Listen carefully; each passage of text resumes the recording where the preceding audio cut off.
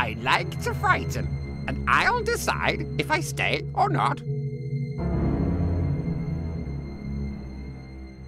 Elmer returned to Wilbur and the others and told them about the bully bird.